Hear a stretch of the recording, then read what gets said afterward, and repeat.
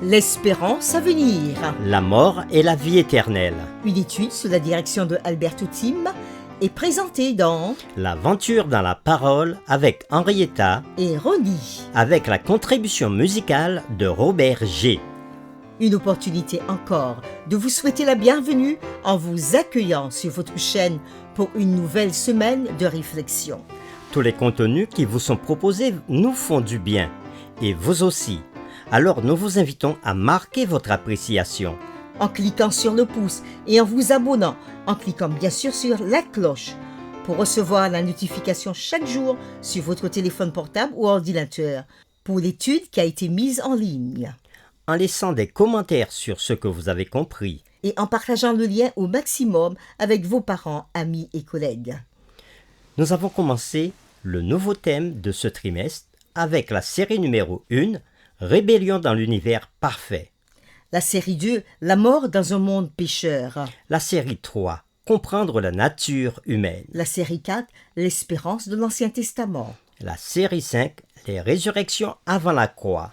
La série 6, Il est mort pour nous. La série 7, La victoire de Christ sur la mort. La série 8, L'espérance du Nouveau Testament. La série 9, Passages contradictoires. Et aujourd'hui commence la série 10 du 26 novembre au 2 décembre 2022 qui a pour thème Le feu de l'enfer. Les lectures de la semaine concernent les chapitres suivants. Marc, chapitre 9, versets 42 à 48. Malachie chapitre 4 le verset 1er. Jude, verset 7. 1 Timothée chapitre 2, le verset 5. Actes, chapitre 2, versets 29, 34 et 35. Et 1 Jean chapitre 5, les versets 3 à 12. Le texte à mémoriser de cette semaine, que nous vous invitons à dire avec nous, se trouve dans 1 Thessaloniciens chapitre 5, le verset 21. Mais examinez toutes choses et retenez ce qui est bon. Nous le répétons ensemble, 1 Thessaloniciens chapitre 5, le verset 21. Mais examinez toutes choses et retenez ce qui est bon. Le poète italien Dante Alighieri, né en 1265 et mort en 1321, avait écrit son œuvre célèbre The Divine Comedy sur un voyage fictif de l'âme après la mort. L'âme allait soit dans l'inferno, l'enfer, à l'intérieur de la terre, ou bien au purgatoire, là où l'esprit humain peut se purger et devenir digne de monter au ciel, ou encore au paradis, en la présence de Dieu lui-même. Bien qu'il ne s'agisse que d'un poème, d'une fiction, les paroles de Dante avaient fini par avoir beaucoup d'influence sur la théologie chrétienne, en particulier la théologie catholique romaine. La notion de base d'une âme immortelle, allant soit en enfer, soit au purgatoire, soit au paradis, est fondamentale pour cette Église. De nombreuses confessions protestantes conservatrices croient également en une âme immortelle qui, après la mort, monte au paradis ou descend en enfer. En effet, si l'âme humaine ne meurt jamais, alors elle doit aller quelque part après la mort du corps. En bref, une fausse compréhension de la nature humaine avait conduit à de terribles erreurs théologiques. Selon cette théorie, les destins éternels des justes et des méchants sont décrits dans un contraste frappant les uns avec les autres. Le premier groupe recevra la vie éternelle et l'autre groupe fera l'expérience du jugement douloureux de la condamnation de Dieu et sera totalement anéanti.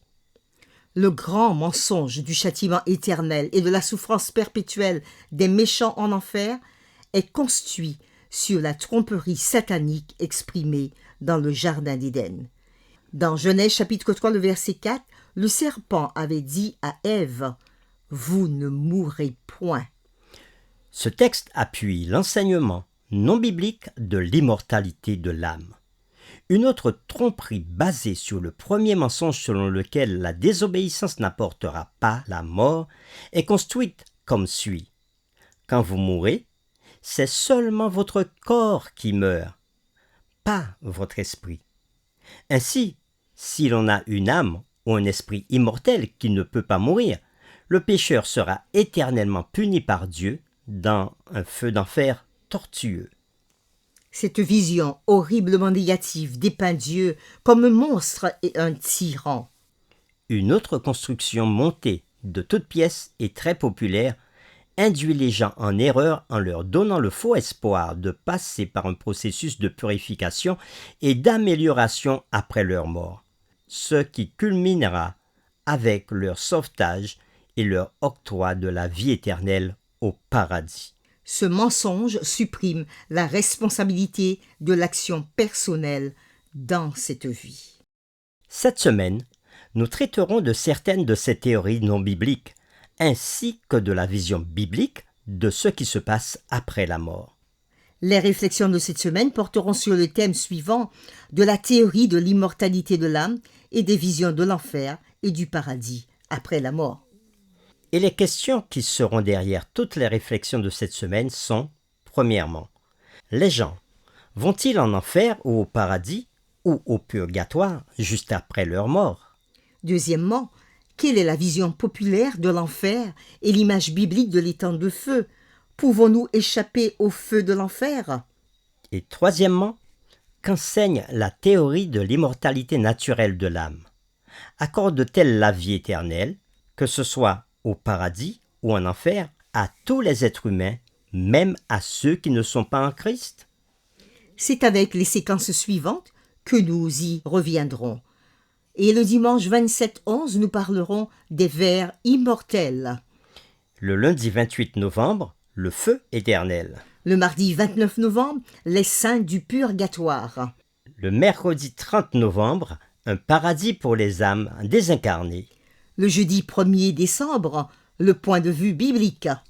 Et le vendredi 2 décembre, comme à l'accoutumée, nous ferons un résumé et des réflexions avancées. Pour terminer, nous vous invitons à prier avec nous. Seigneur, semaine après semaine, tu nous donnes différentes leçons pour nous permettre de bien comprendre ce qui se passe dans la vie. Nous vivons dans un monde où le spiritisme est en train de prendre de plus en plus de place et de s'installer dans les vies des individus, à tel point que la pensée du diable, vous ne mourrez point, a pris tellement de place que les hommes ont du mal à comprendre les vérités bibliques concernant la mort et la résurrection. Aujourd'hui, cette pensée d'enfer, de paradis, de purgatoire est si présente dans la vie des hommes qu'on a du mal à pouvoir te faire confiance et faire confiance à ta parole concernant l'état des morts. Nous prions pour que tu nous enseignes tout au long de cette semaine, que tu nous ouvres l'esprit par ton Saint-Esprit pour bien saisir les vérités inscrites dans ta parole, pour qu'elles deviennent nôtres et que nous soyons clairs sur notre compréhension de ce que tu veux pour nous. Merci d'entendre notre prière et d'y répondre déjà, car nous t'avons prié au nom de Jésus. Amen.